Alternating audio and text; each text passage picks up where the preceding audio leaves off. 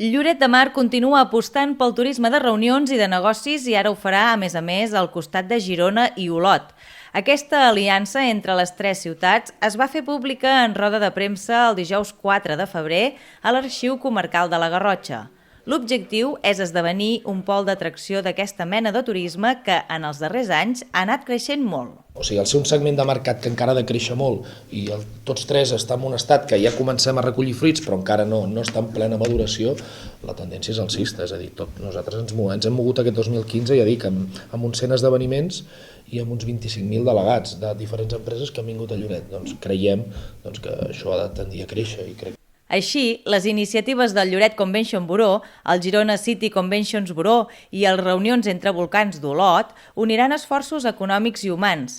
Els eixos bàsics d'aquesta unió consisteixen en la creació d'un nou producte que ofereixi als clients tres paisatges molt diferents entre si però a pocs quilòmetres, propostes conjuntes per buscar noves oportunitats de negoci i el posicionament de les marques dels tres territoris.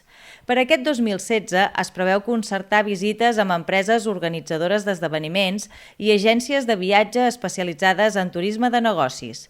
El projecte Olot-Girona-Lloret és pioner a Catalunya i compta amb el suport del Catalunya Convention Bureau i el Costa Brava Girona Convention Bureau.